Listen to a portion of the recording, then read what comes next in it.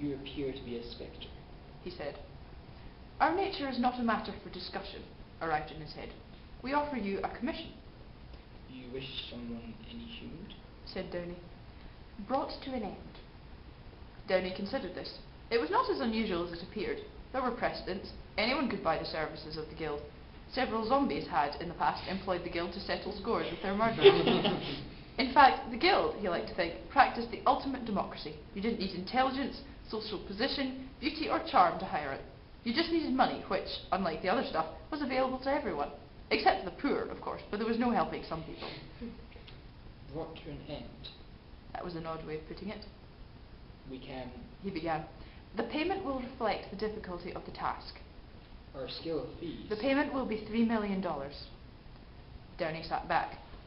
That was 4 times higher than any fee yet earned by any member of the guild, and that had been a special family rate, including overnight guests. No questions asked, I assume. He said, buying time. No questions answered. But does the suggested fee represent the difficulty involved? The client is heavily guarded? Not guarded at all, but almost certainly impossible to delete with conventional weapons. Downey nodded. This was not necessarily a big problem, he said to himself. The guild had amassed quite a few unconventional weapons over the years. Delete? An unusual way of putting it. We like to know for whom we are working, he said. We are sure you do. I mean that we need to know your name, or names, in a strict client confidentiality, of course. We have to write something down in the files. You may think of us as the auditors. Really? What is it that you audit? Everything. I think we need to know something about you. We are the people with $3 million. Downey took the point, although he didn't like it. $3 million could buy a lot of no questions. Really? He said. In the circumstances, since you are a new client, I think we would like payment in advance. As you wish. The gold is now in your vaults. You mean that it will be shortly in our vaults? Said Downey. No, it has always been in your vaults. We know this because we have just put it there. There was a knock at the door. He pushed the paperwork aside and sat back. Come in, Mr. Teatime, he said. It never hurt to put the other fellow slightly in awe of you. In fact, the door was opened by one of the guild servants carefully balancing a tea tray. Ah, Carter, said Lord Downey, recovering magnificently. Just put it on the table over there, will you? Yes, sir. Said Carter. He turned and nodded. Sorry, sir. I will go and fetch another cup directly, sir. What? For your visitor, sir. What visitor? Oh, well, Mr. T... He stopped. He turned. There was a young man sitting on the hearthrug playing with the dogs. Mr. Teatime? It's pronounced tea time, sir. No, it's Teatime. Oh, Teatime. Teatime? Teatime. It's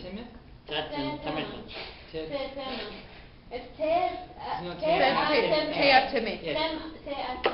Teatime. Said Teatime, with just a hint of reproach.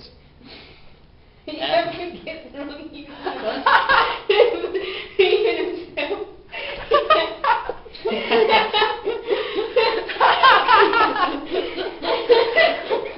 I can't pronounce my own name.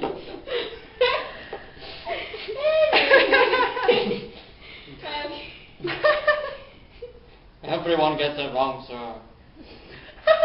Let's do the voice. Come on. Ah, dear. So, I'm on to... How did you do that? Pretty well, sir. I got mildly scotched in the last few feet, of course. Irish? What is it? It's a random voice that came into my head. There were some lumps of soot on the hearthrug. Downey realised he'd heard them fall, but that hadn't been particularly extraordinary. No one could get down the chimney. There was a heavy grid firmly in place near the top of the flue. But there's a blocked-in fireplace behind the old library, Said Teatime, apparently reading his thoughts. The flues connect under the bars. It was really a stroll, sir. Really? Oh, yes, sir. Downey nodded. The tendency of old buildings to be honeycombed with sealed chimney flues was a fact you learned early in your career. And then, he told himself, you forgot. It always paid to put the other fellow in awe of you too. He had forgotten they taught that too. The dogs seem to like you. I get on well with animals, sir. Teotihua's face was young and open and friendly, or at least it smiled all the time, but the effect was spoiled for most people by the fact that it had only one eye. Some unexplained accident had taken the other one, and the missing orb had been replaced by a ball of glass. The result was disconcerting, but what bothered Lord Downey far more was the man's other eye, the one that might loosely be called normal. He'd never seen such a small and sharp pupil. Tea Time looked at the world through a pinhole. He found he'd retreated behind his desk again. There was that about Teotimi. You always felt happier if you had something between you and him, You like animals, do you? he said. I have a report here that says you nailed Sir George's dog to the ceiling.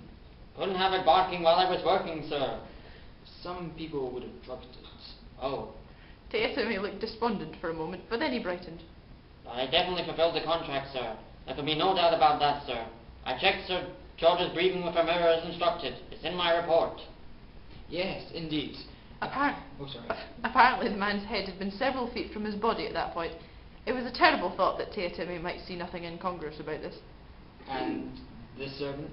he said. Couldn't have them bursting in, sir. Downey nodded, half hypnotised by the glassy stare of the pinhole eyeball. No, you couldn't have them bursting in, and an assassin might well face serious professional opposition, possibly even by people trained by the same teachers. But an old man and a maidservant who'd merely had the misfortune to be in the house at the time. There was no actual rule, Downey had to admit. It was just that over the years the guild had developed a certain ethos, and members tended to be very neat about their work, even shutting doors behind them and generally tidying up as they went. Hurting the harmless was worse than a transgression against the moral fabric of society. It was a breach of good manners. It was worse even than that. It was bad taste, but there was no actual rule, That was all right, wasn't it, sir? said Teotimi, with apparent anxiety. It, lacked elegance. Said Downey. Ah, thank you, sir. I'm always happy to be corrected. I shall remember that next time. Downey took a deep breath. It's about that I wish to talk. He said. He held up the picture of, what did the thing called him? The fat man? As a matter of interest, He said. how did you go about inhuming this gentleman?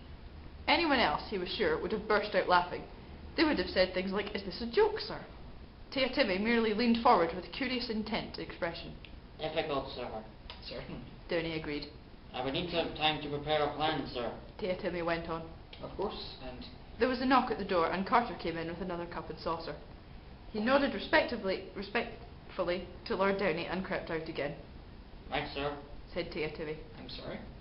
Said Downey, momentarily distracted. I have now thought of a plan, sir. Said Teotimi, patiently. You have? Yes, sir. As quickly as that? Yes, sir. Gods. Well, sir, you know we're encouraged to consider hypothetical problems. Oh, yes. A very valuable exercise. Downey stopped and then looked shocked. You mean you've actually devoted time to considering how to inhume the Hogfather? He said weakly. You've actually sat down and thought about how to do it? You've actually devoted your spare time to the problem? Oh, yes, sir. And the soul cake duck, and the Sandman, and death. Downey blinked again. You've actually sat down and considered how to... Yes, sir. I've amassed quite an interesting file, in my own time, of course. I want to be quite certain about this, Mr. Teotimi. Okay. You're going to see TV. Did you say tea time? Yeah. He was corrected though. Teotimi. Yeah, I know, but... You have applied yourself to study ways of killing death? Only as a hobby, sir. Well, yes. Hobbies, yes. I mean, I used to collect butterflies myself. Said Downey, recalling those first moments of awakening pleasure at the use of poison and the pin. But Actually, sir, the basic methodology is exactly the same as it would be for a human. Opportunity, geography, technique. You just have to work out the known facts about the individual concerned. Of course, with this one, such a lot is known. Isn't it a gangster? and you've worked it all out. Said Downey, almost fascinated. Oh, a long time ago, sir. When, may I ask? I think it was when I was laying in bed one Hogwarts night, sir. My God, thought Downey, and to think that I just used to listen for sleigh bells. My word. He said aloud. I may have to check some details, sir. I'd appreciate access to some of the books in the Dark Library, but yes, I think I can see the basic shape.